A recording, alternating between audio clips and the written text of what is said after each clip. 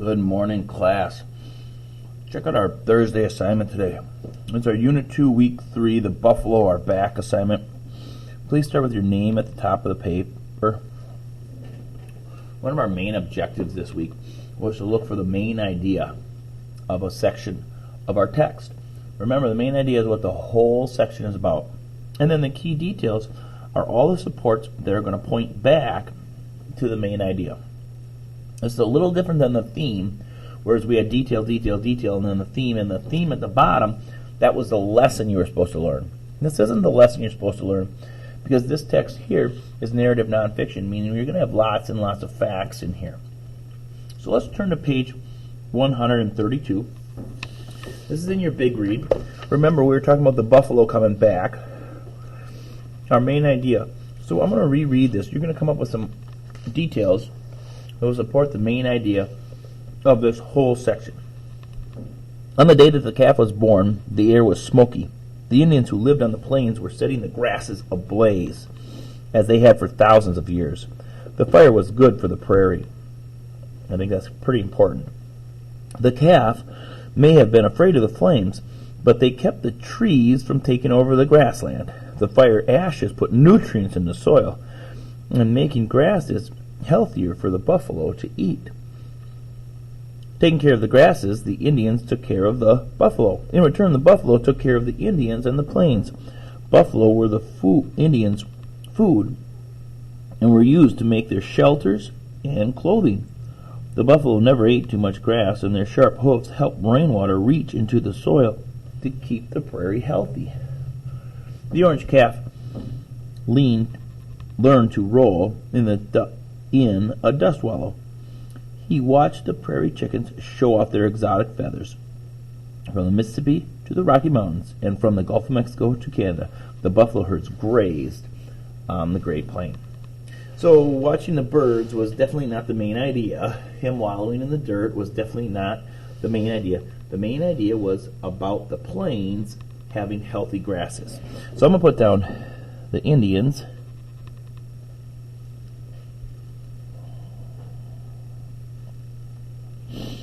kept the plains grasses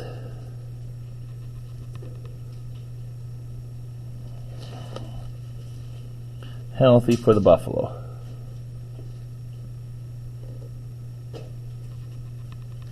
A little bit over the edge here. The Indians kept the plains grasses healthy for the buffalo. Now we need some details that are going to point back to these healthy grasses. Point back to the Indians keeping them healthy. Point back to the buffalo needing these grasses. So I look in the first paragraph, and I saw that the Indians who lived on the plains were setting grasses ablaze. The fire was good for the prairie. That's my first detail. The Indians set the grasses on fire.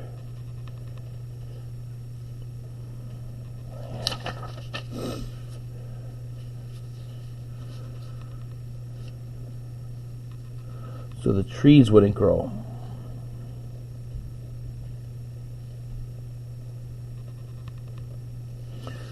The Indians set the grass on fire so the trees wouldn't grow. I'm going to also put the very next thing that I found there about the ashes. The ashes put nutrients into the soil.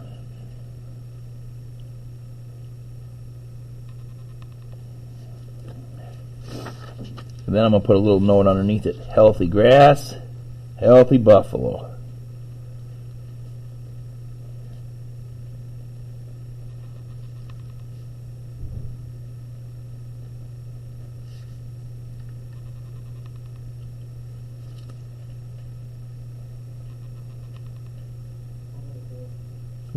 Good.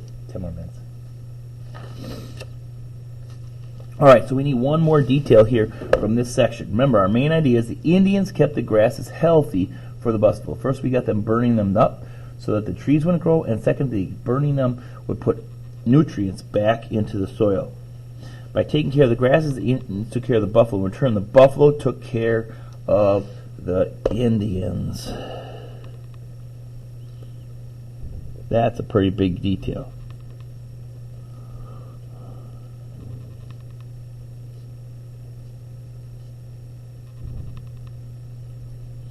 I'm going to put they were food,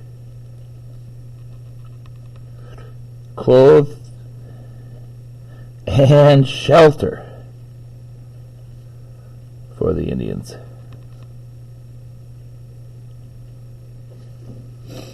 Okay. All right, that was page 132. We got two left, page 140 and page 143. I'll do the 140 for you. Oh, yeah, we're going to hear about Teddy Roosevelt and what he's going to do for the plains. In the beginning of the 1900s, Americans elected a president who had once been a hunter on the Great Plains. He knew and loved the land and wanted to protect it for the future generations. I think our main idea is going to be protecting this. Let's find out. Natural-loving President Theodore Roosevelt especially wanted to save the buffalo. He was very fond of the great American grazer with its humped back and shaggy coat, so he sent out scouts to look for wild buffalo. The scouts came home with nothing. All the scouts but one, a naturalist named W.T. Horday, looked and would not give up. On a tip from a Crow Indian, he rode his horse into a secluded meadow in a mountain, a place that had been hidden away from the world. There, before him grazed 300 buffalo. A little orange calf wobbled to his feet and blinked. A lark flew to the blades of grass and sang as sweet as a pan pie. There were 75 million buffalo on the plains. Now there were 300 left in the wild. People who understood the land, led by Horday, knew that the buffalo had to be saved. The president helped.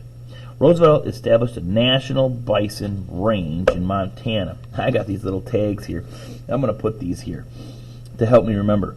Over the years, more land was set aside in the western states for the great grazing herds, which was beginning to grow. Thanks to Roosevelt, the orange calf of Montana robbed with the other calves and rolled in the dust. Her herd grew in numbers. Many were sent to national parks and wildlife refuges that had been established to start a new herd. I think the idea was saving the buffalo. The whole thing was about finding buffalo and saving it. So I'm going to put down President Roosevelt.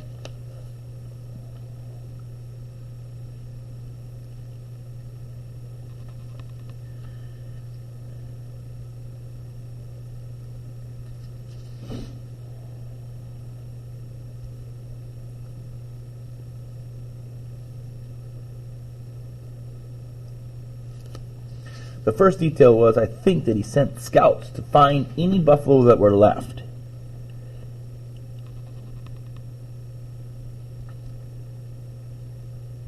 Now, you guys know how big Milwaukee is. Could you imagine how big Wisconsin is? And your job was look all over Wisconsin to see if you could find some buffalo. That'd be pretty crazy. Now, think about how big the West is. And he sent these scouts, and none of them could find buffalo. That was really sad. He sent scouts to find any buffalo that were left.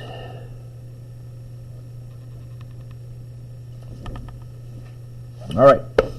Now my next take says Roosevelt established. I'm going to put he because we already put his name.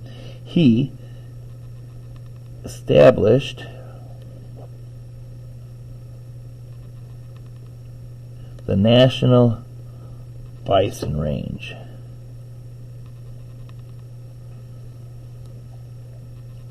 And then if you look at the sentence right underneath it, here, you could not shoot buffalo.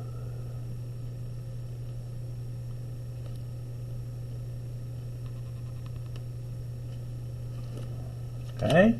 And then my third one, thanks to Roosevelt, the orange calf of Montana robbed other calves rolling dust. Her herd grew in numbers. Many were sent to national parks.